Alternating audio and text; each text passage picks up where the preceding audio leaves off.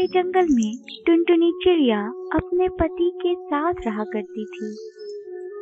उसकी शादी को 8-10 साल हो गए थे, पर फिर भी वो अपनी पति से बात करने में खौफ खाती थी। इतना डरती थी कि अगर वो चाय भी मांगे तो हड़बड़ाहट में कुछ न कुछ गलती कर ही देती थी। अब जैसे आज ही देख लीजिए। टुनटुनी, ओ टुनटुनी, चाय लेकर आओ। हाँ, अभी लाई। और जैसे ही वो चाय लेके आई, वो हड़बड़ाहट में इतना ज्यादा डर गई कि उसने चाय को अपनी पति के ऊपर ही गिरा दिया। हे भगवान, कैसी पत्नी मिली है मुझे, एक काम भी ढंग से नहीं करती। मुझसे गलती हो गई कालू जी, मुझे माफ कर दीजिए, मैं माफ कर देती हूँ। टुनटुनी चिड़िया चाहे जितना भी माफी मांग ले, लेकिन कालू कौआ उसे बिल्कुल भी नहीं माफ करता था और उसकी पिटाई डंडों से किया करता था। माफ कर दीजिए कालू जी, मुझे माफ कर दीजिए, आगे से ऐसी गलती नहीं होगी। माफ कर दीजिए मुझे कालू जी। टुनटुनी चिड़िया अक्सर रोकर ही अपने दिल को हल्का कर लिया करती थी। टुनटुनी चिड़िया की पड़ोसन अक्सर ही उससे मिलने आया करती थी। अरे टुनटुनी बहन, तुम रो रही हो? लगता है आज भी तुम्हारे पति ने तुम्हें बहुत पीटा है। नहीं नहीं बहन, मेरे पति ने आज मुझे पीटा, इसमें मेरी ही गलती थी। मैंने आज उनके ऊपर चाय गिरा दिया था। बहन, चाय गिराने पे कोई इतना मारता है? अपना मुंह तो देख, कितना सूज गया है। टुनटुनी बहन, तू इसे छोड़ क्यों नहीं देती? अरे कैसे छोड़ दूं? इनके अलावा मेरा और है ही कौन? जब 2 महीने की थी तभी मेरे माता पिता का इंतकाल हो गया था। अब इन्हें भी छोड़ दूंगी तो मैं किसके सहारे जीऊंगी और क्या खाऊंगी? ऐसे कैसे छोड़ दूं, तुम ही बताओ।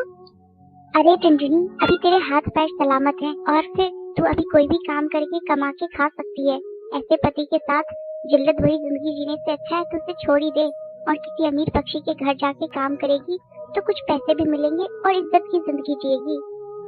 नहीं दीदी, मैं उन्हें नहीं छोड़ सकती। मेरी अम्मा ने मुझसे कहा था कि पति के घर से सिर्फ अर्थी ही निकलती है, इसलिए अब मैं उन्हें नहीं छोड़ सकती। टुनटुनी चिड़िया की पड़ोसन उसे समझाने की लाख कोशिश करती है, पर टुनटुनी चिड़िया है कि मानती ही नहीं। अब तो वो उड़ा भी करती थी तो सर झुकाकर, मानो उसे अपने ऊपर से भरोसा ही उठ गया हो और अपने अस्तित्व को वो बहुत ही ज्यादा नीचा समझती हो। एक दिन टुनटुनी चिड़िया बहुत बीमार पड़ गई। कालू कौवा उसे हॉस्पिटल लेके गया। तब मुबारक हो, आप जल्दी सांप बनने वाले हैं। ये तो बड़ी खुशी की बात है, पर डॉक्टर साहिबा, ये बताइए लड़का होगा या लड़की? अरे बहुत ही अजीब पंछी हो, अब ये मैं कैसे बता सकती हूँ लड़का होगा या लड़की? अरे तो फिर कौन बताएगा? मेरा यह जानना बहुत जरूरी है। अगर मुझे नहीं पता चला तो फिर मैं कैसे जानूंगा वो लड़का है या लड़की? और वैसे भी ये जानने के लिए तो मैं पैसे देने के लिए भी तैयार हूँ। पैसे का नाम सुनने के बाद ही डॉक्टर को लालच आ गया और उसने थोड़ी देर में ही बोला, वैसे ये तो गैर कानूनी है, लेकिन कल आप इसे मेरे प्राइवेट हॉस्पिटल पर लेकर आइएगा। मैं इसे जांच कर बता दूंगी लड़का है या लड़की। हाँ, पर साथ में 10,000 रुपए भी लेकर आना। ठीक है डॉक्टर साहब, मैं कल 10,000 रुपए के साथ ही टुनटुनी को भी आपके क्लिनिक पर लेकर आऊंगा।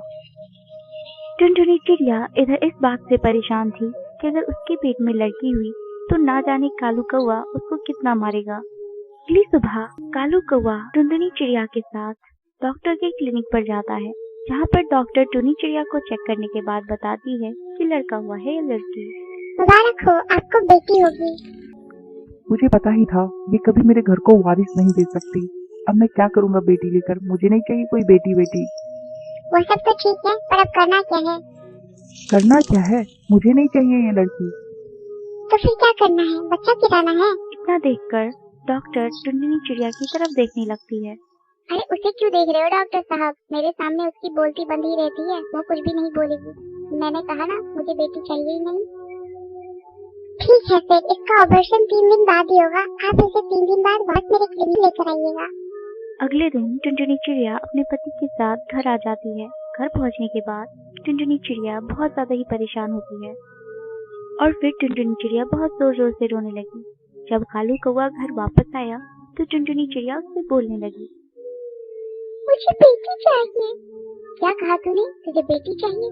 मेरी छाती पे मूंग दरड़ने के लिए तुझे बेटी चाहिए? इतना बोलकर कालू कौवा उसे पीटने लगा। टुनटुनी चिड़िया बहुत जोरों से रोने लगी और कराहने लगी, लेकिन भी कालू कौवा उसे पीटता ही रहा। टुनटुनी चिड़िया अपनी बेटी को मारना नहीं चाहती थी। उसे रात भर भी नींद नहीं आई। फिर वो सोचते सोचते ही सो गई कि वो क्या करे जो उसकी बेटी बची रहे। तभी उसके सपने में एक छोटी सी चिड़िया आई जो कि एक खिलौने से खेल रही थी। तभी वो अचानक एक देवी के रूप में बदल गई और वो माता टुनटुनी चिड़िया से कहती है, टुनटुनी बेटा, तुम अपनी बेटी को जन्म दो, मैं तुम्हारे साथ हूँ। तुम्हारी हर परिस्थिति में मैं तुम्हारा साथ दूंगी। तुम्हें किसी भी परिस्थिति में डरने या घबराने की जरूरत नहीं है। तुम्हें उस बेटी को इस दुनिया में लाना है। हर बराहट में टुनटुनी चिड़िया की आंखें खुल गई और उसे एहसास हुआ कि वो वहीं सो गई थी और फिर तब तक सुबह भी हो गई थी। तभी कालू कौवा भी आ जाता है और वो गुस्से से कहने लगता है, चल चल चल, जल्दी अस्पताल चल, जल्दी से तेरा ऑपरेशन करवा दूं, फिर मुझे और भी काम करने जाना है। नहीं, मैं डॉक्टर के यहाँ नहीं जाऊंगी। मुझे बेटी चाहिए। मैं अपनी बेटी को नहीं मारूंगी। अच्छा, तो तू अब मुझसे जवान लड़ाएगी और अब मैं तुझे अभी ठीक करता हूँ। देखता हूँ तुझे अब मुझसे कौन बचाता है।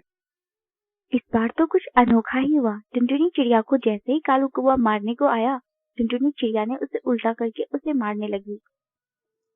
ना जाने टुनटुनी के अंदर कौन सी शक्ति आ गई थी। उसने मार मार के कालू कौवा को सुधार ही दिया था। तू मुझे अब झाड़ू से मारेगी? अरे तू मेरी बच्ची को मार के तो दिखा। मैं तुझे जिंदा नहीं छोड़ूंगी। तू मेरी बेटी को मारने चला था और तुझे मैं झाड़ू से भी न मारूं। और बोलते बोलते टुनटुनी चिड़िया ने इतना जोर से मारा कि कालू कौवा घोंसले से बाहर जा गया, जहाँ और भी बहुत सारे पक्षी थे। और वो कालू कौवे को पीटते पीटते पुलिस स्टेशन ले गई, जहाँ पे उसने उस डॉक्टर और कालू कौवे के खिलाफ रिपोर्ट दर्ज करवाई। ये मेरा पति कालू कौवा है। ये बहुत बेरहम है। ये मुझे रोज मारता है और फिर आज ये मेरी बेटी को भी मारना चाहता है। ये और वो डॉक्टर दोनों मिलकर मेरी बेटी को मारना चाहते हैं। पुलिस साहब, आप मुझे बचा दीजिए। और फिर उसका FIR दर्ज कर लिया जाता है और फिर उस डॉक्टर और कालू कौवा को जेल के अंदर डाल दिया जाता है। जब टुनटुनी चिड़िया पुलिस स्टेशन से वापस घर आई तो सारे पक्षियों ने उसका स्वागत किया। तूने बहुत अच्छा किया टुनटुनी। तूने उन दोनों को जेल पहुंचाकर, वो लोग थे ही उसी लायक। वो सब तो सही है दीदी, पर अब मैं क्या करूंगी? मैं क्या खाऊंगी? मैं कैसे जीऊंगी? मेरे पास तो कोई सहारा नहीं है।